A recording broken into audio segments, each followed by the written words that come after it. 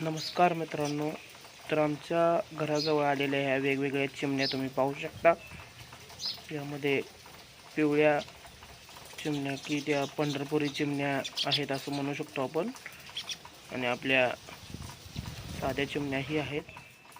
त्याच्यानंतर ही एक नवीन प्रकारची आम्हाला दिसलेली चिमणी आहे. हिचा कलर पण वेगळा आहे. अचानक आलेली ह्या चिमणीच्या घोळक्यातून ही चिमणी आम्ही पाहिली आणि तिचा हा व्हिडिओ शूट केला आम्ही.